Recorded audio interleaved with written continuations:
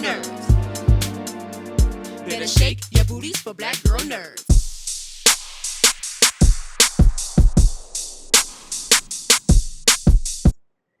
Thank you, Mahershala, for your time. I appreciate it greatly, greatly. This Thank is such you. a beautiful film. Thank you. How you doing? I'm excellent. How are you today? I'm good. Thank you. Thank you again. When I look at Cameron and the beautiful sacrifices he's making for his family, I thought about my own sacrifices in my life and how I weighed the pros and cons. When Mm, you, in turn, when you think of sacrifices you've made in your life, whether it be for career or mm. family or anything of that sort, do you find anything in common with Cameron and his approach to sacrifices, or how did you weigh out how you would make sacrifices? Mm.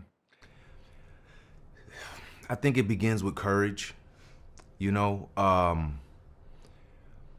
when you make sacrifices, there's something in your barometer that goes off that is making you aware that you have a tough decision to make, and so there's usually a period of time where all the fear is coming up that is telling you why you don't need to make that sacrifice. And and there's also a voice that I think it's stronger over the time the more you respond to that call, right?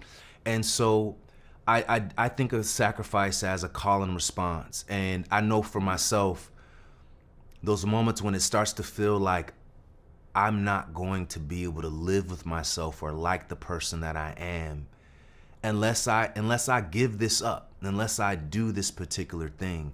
And I think that that's a little bit of what Cameron is wrestling with. Of there's all these reasons why, like, he could say no to this opportunity, but I also think that there's a lot that is coming up for him that is honestly and earnestly telling him that this is the right thing for him to do in the context of his life.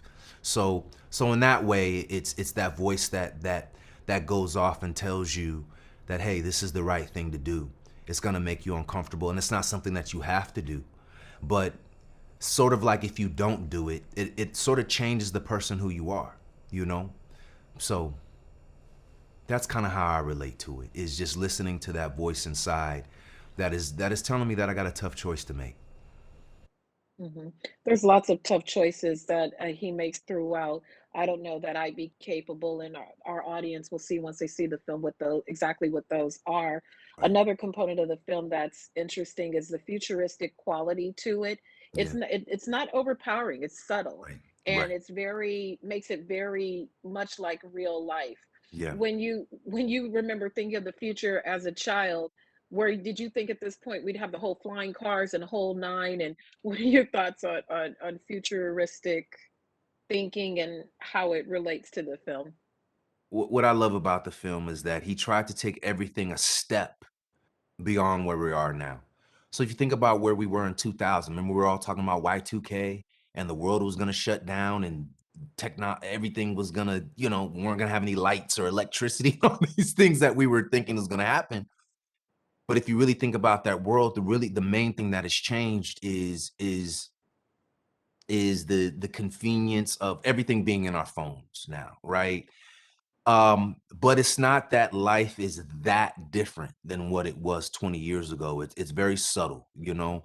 The fact that you and I are conducting this conversation, through a screen, like that's a change, but it's not, you're not a hologram, right? Having Right. this conversation, right? And so I think what Ben did was thought about what are the subtle changes that we're gonna that feel very like intertwined and embedded in our culture already, but what are those things that are gonna feel a little bit more expanded? And so I think that was the right move, and it was a way in which the story could still be essentially a family drama with you know with the support of a sci-fi backdrop to make the cloning element of it all that much more believable, because I don't think we're that far away from this type of thing. Maybe it's 50 years in the future, but I it's sort of a reality.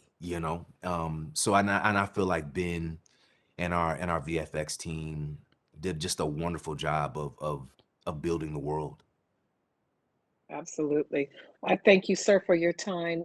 You're so wonderfully talented. I really appreciate you talking to me. Thank you again. Thank you. And I appreciate you and all of you at Black Girl Nerds. Thank you.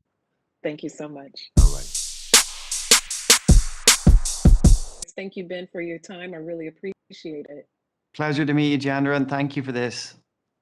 Oh, the pleasure is entirely mine. I got to thinking about the sacrifices that humans make, whether it be for advancement or family or love or children. There's so many forms that sacrifice takes place.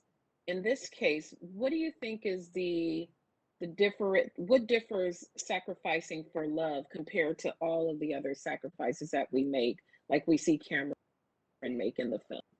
Absolutely. It's a great question. And I think that, in some ways, this is the ultimate, it's talking about the ultimate sacrifice. How far would we go for the people we love, right? The stakes are so high for him.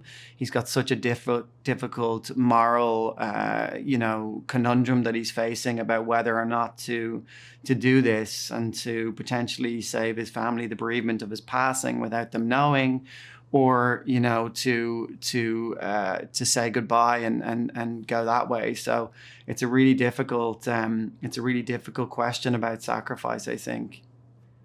One of the elements that I really enjoyed in the film were the futuristic elements. It was very subtle. It didn't take over the film and make it just so sci-fi or so out of touch. It was still a tangible type of future. What was the fine line for you with not too much future into it to make it still, touchable for the audience? I love that resonated with you, because that was really the intent, and it was a big part of a lot of our decisions, right? We're knowing that at the center of it all, it's a very human story. It's a love story, it's got this sci-fi element, but that actually it's just a vehicle to tell this story that's about, loss and life and love. So all of the choices that I made, I wanted to try and create a world that felt relatable and believable and never overshadowed the human drama at the center of it, right? So, there was a lot of difficult things to design, things like self-driving cars and full AR systems, but I wanted them just to be a click ahead of what we have today. So we know what Zooms are, but it's a click ahead of that. We know what getting a Lyft or an Uber or something is like, but it's just a click ahead where it's self-driving. And I think that was just really important. My team got probably quite sick of me saying too sci-fi, we got to pare it back, but I love that you connected with that, and that felt, that felt good, because that was a big part of our decision process. Well, I appreciate it greatly. It's a beautiful, beautiful, emotional film. Thank you so much for your time. I really appreciate it. Thank you so much. Appreciate it. Thanks a lot.